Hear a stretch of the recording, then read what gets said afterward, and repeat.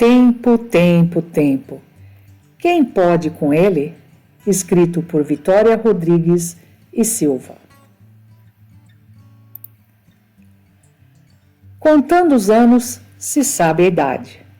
Já reparou que geralmente os adultos, que ainda não o conhecem primeiro, perguntam o seu nome e logo depois a sua idade? Por que será que as pessoas gostam de perguntar a idade da gente? Quantos anos você tem? Ao dizer o nosso nome e nossa idade, começamos a falar um pouco de nós, da nossa vida.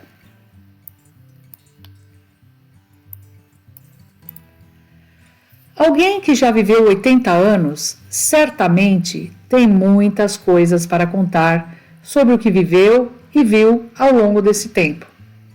Quem tem 6, 7 ou 8 anos está só no começo de sua vida e espera-se que viva por muitos anos ainda, mesmo tendo vivido poucos anos, em relação a quem viveu 80 anos, já tem muito para contar. A partir do dia em que nascemos, começamos a contar nossa idade. É no registro ou na certidão de nascimento que o dia e a hora em que se nasceu ficam registrados. Antigamente, era comum o registro de uma criança ser feito no cartório, alguns dias e até semanas após seu nascimento.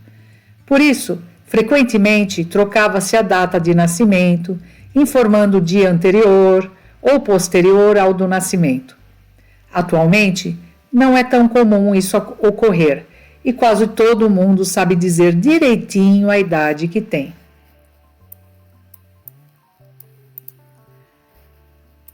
Podemos dizer que tudo que completa um ano faz aniversário.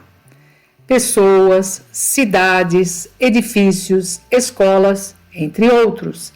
É comum nesta data haver comemorações. O aniversário das pessoas comemora mais um ano de vida que se completa.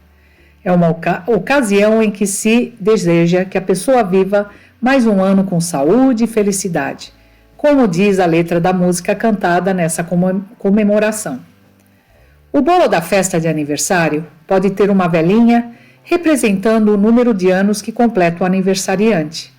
Às vezes, no bolo, há tantas velinhas quantos anos que o aniversariante está completando.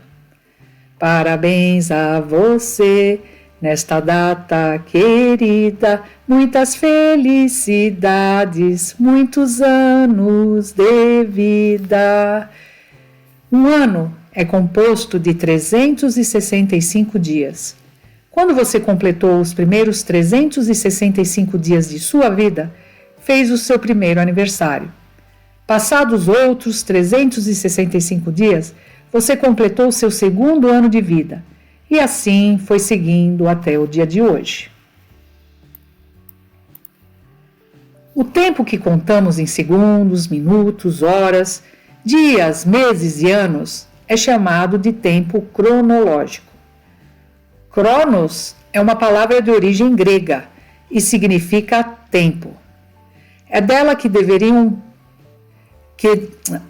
derivam várias palavras relacionadas com tempo, como cronologia e cronograma. Tempo cronológico é o tempo que se sucede, segundo após segundo, minuto após minuto, hora após hora, dia após dia, mês após mês, ano após ano. Atualmente, o tempo cronológico pode ser contado com grande precisão. Podemos contar o tempo por meio de calendários, relógios e cronômetros. A escolha de instrumento para contar o tempo depende de sua extensão. Um relógio serve para contar segundos, minutos e horas. Um calendário serve para contar dias, semanas, meses e anos. E um cronômetro é usado para medir tempos bem curtos, como os que formam os segundos. As crianças, em geral, não usam relógios, mas muitos adultos regulam seus afazeres diários, consultando constantemente os seus. Observando um relógio, é possível perceber a duração de um segundo. pouca coisa pode ser feita nesse intervalo de tempo. Em compensação, ao longo de uma hora ou de um dia, é possível fazer muitas atividades. Sem um cronômetro, a percepção dessas pequenas medidas de tempo é quase imperceptível. Mas um segundo pode fazer muita diferença. Cronômetros super precisos, usados em competições esportivas, como as de natação, são capazes de estabelecer frações de segundo e auxiliar a determinar o vencedor. Os relógios mais antigos de que se tem notícia mediam a passagem do tempo por meio da sombra projetada por uma haste em uma placa de pedra, em que ficavam assinalados os números que correspondiam às horas. O relógio de sol é relativamente preciso, mas necessita do céu aberto para que a sombra da haste possa ser projetada. Ainda hoje é possível encontrar alguns deles. Acredita-se que as primeiras ampulhetas, instrumento que mede a passagem do tempo, conforme o deslocamento da areia de um recipiente para outro, foram feitos por volta de 600 anos antes de Cristo. Nesta época, em que foram feitas as primeiras ampulhetas, devem ter sido construídas as primeiras clepsidras, instrumentos de medição do tempo por meio de água. Não há consenso entre os estudiosos sobre quem inventou o relógio mecânico. Há quem diga que foi um homem de nome Pacífico, arcebispo da cidade de Verona, na Itália, no ano de 850. Outros, no entanto, consideram que foi um monge francês de nome Gerbert, que se tornaria depois um papa por volta do ano 996. Sistema de engrenagens, movimentos ponteiros dos relógios. A invenção do relógio mecânico favoreceu a multiplicação do número de relógios, que até então eram raros. O primeiro relógio de bolso surgiu na cidade alemã de Nuremberg, em 1595, feito por Pedro Henling. Bem mais tarde, por volta do ano 1900, surgiram os relógios de pulso, que inicialmente eram usados pelas mulheres. Os homens dessa época usavam relógio que guardavam no bolso de seus coletes, preso a correntes de prata ou ouro. O aviador brasileiro Santos Dumont, para poder consultar as horas, mantendo as mãos livres para pilotar o avião, passou a usar o relógio no pulso, criando um novo modo de uso de relógio. Uma maneira muito comum de se contar o tempo é por meio dos calendários. Geralmente, eles são organizados por semana. Os meses do ano têm 30 ou 31 dias, com exceção do mês de fevereiro, que tem geralmente 28 dias. A cada 4 anos, fevereiro tem um dia a mais e o ano 366 dias. No calendário de 2011, 1º de janeiro, o primeiro dia do ano, foi um sábado. Esse mês terminou em uma segunda-feira. Fevereiro, o segundo mês do ano, começou na terça-feira, que seguiu a segunda-feira em que acabou janeiro, e terminou também em uma segunda-feira. Março, o terceiro mês do ano, começou então na terça-feira seguinte, e assim, dia após dia, os 365 dias do ano são assinalados nos dias da semana em que ocorrem até chegar 31 de dezembro, o último dia do ano. Duração. Tem coisa mais demorada de chegar do que o dia da festa do nosso aniversário? E tem coisa mais rápida de acabar do que a hora do recreio? Tudo que transcorre no tempo tem uma duração. Uma música tem a duração de alguns minutos. Muitos filmes de cinema têm cerca de 2 horas. A semana tem a duração de 7 dias e o ano normalmente 365 dias. O ano escolar, também chamado de ano letivo, é um pouco mais curto e tem a duração de pelo menos 200 dias. Certos momentos a gente gostaria que nunca acabassem. Apesar de todos os dias ter o mesmo tempo de duração, Dependendo do modo como a gente vive esse período, ele pode parecer bem mais demorado ou muito mais rápido do que é. Quando queremos muito que determinado momento chegue, parece que ele demora muito para acontecer. Mas quando gostamos muito de viver uma situação, o tempo parece que voa.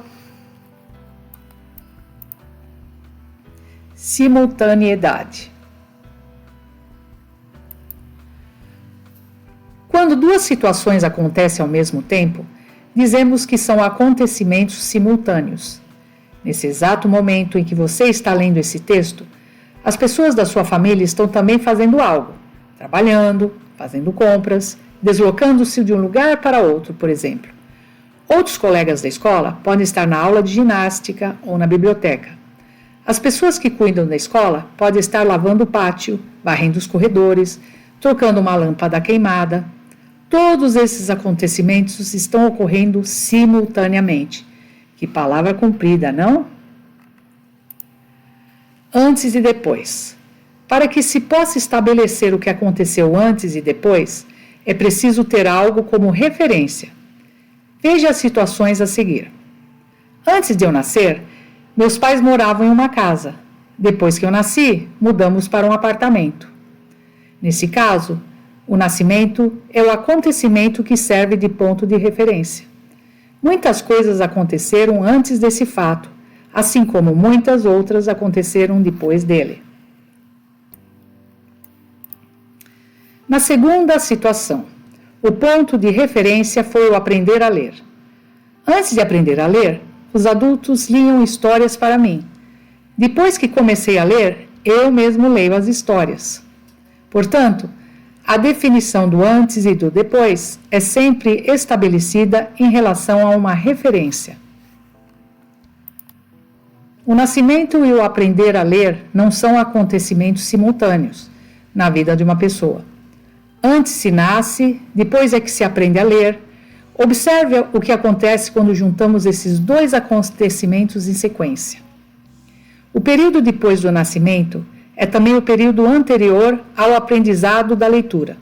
Portanto, depende do ponto de referência, um período de tempo pode ser anterior ou posterior. Agora observe essas outras situações. Acordar acontece antes de tomar café da manhã, que acontece antes de almoçar, que acontece antes do jantar. Apenas depois do jantar se vai para a cama dormir. Linha do tempo. Agora que você já entendeu essa história de antes e de depois, pode aprender a representar o tempo com linhas, chamadas de linhas do tempo. Uma linha do tempo pode representar um único dia, ou mesmo uma única hora. Se o que se pretende representar são os fatos da vida de um estudante durante um dia, a linha indicará as horas, desde quando ele levanta até o momento em que vai dormir. Mas uma linha do tempo pode representar um período muito, muito longo, como o que se refere aos milhares de anos em que o planeta Terra era ocupado pelos dinossauros. Enquanto a linha das páginas 24 e 25 representa um período relativamente curto, de algumas horas, a linha destas páginas representa milhões de anos. Portanto, o intervalo de tempo entre cada um dos acontecimentos assinalados tem duração muito diferente de uma linha para outra. As linhas do tempo são especialmente úteis para representar uma sucessão de acontecimentos, ou seja, uma sequência de fatos. Se queremos representar a evolução dos automóveis e dos aviões, por exemplo, podemos construir uma linha assim.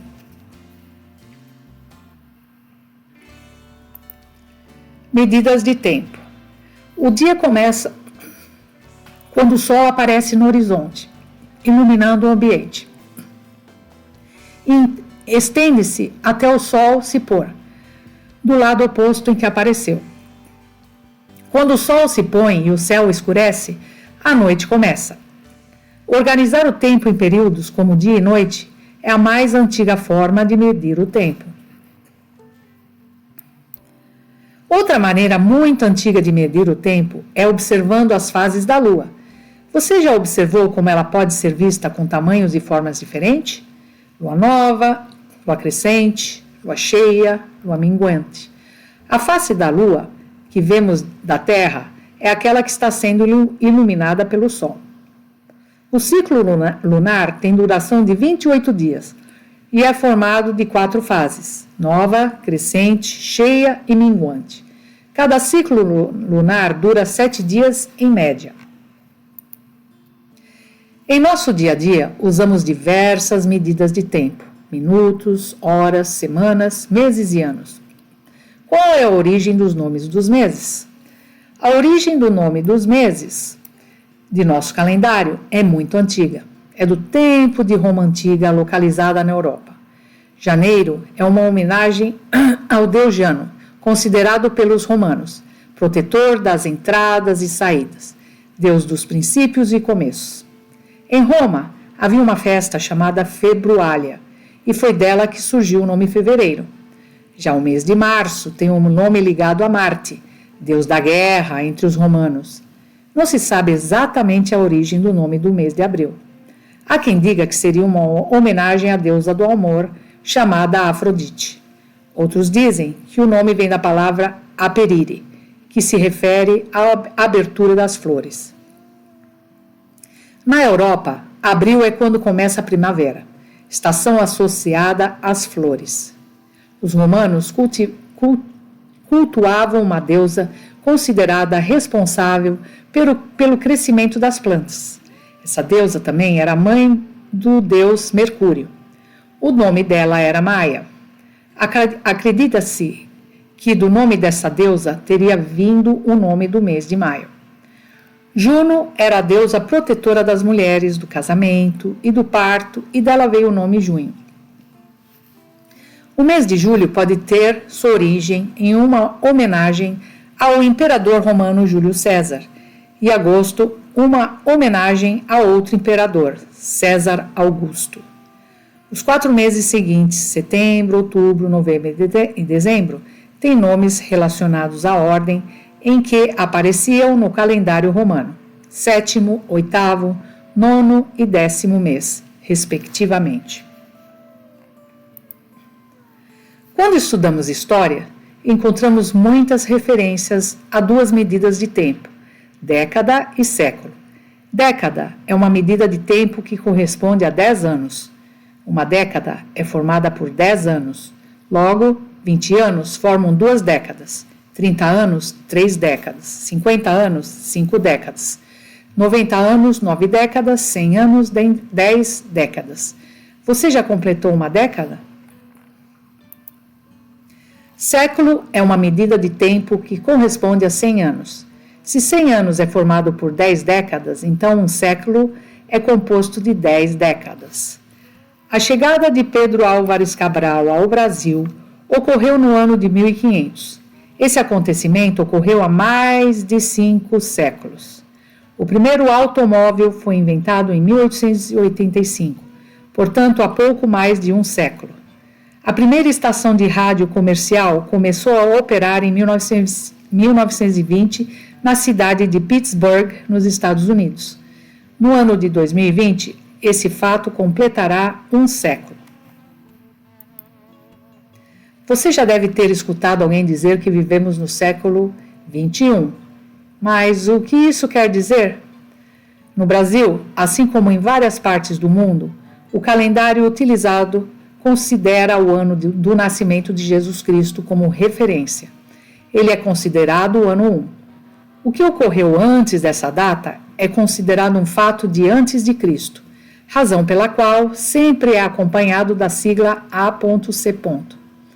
Quanto mais distante do ano do nascimento de Jesus, mais antigo é o ano. Observe o esquema a seguir. Considerando-se o ano 1 como o ponto de partida, a cada 100 anos um século se completa. Observe esse outro sistema aqui. Se estamos no século XXI, é porque já se passaram mais de 2000 anos do nascimento de Cristo. Tempo e memória.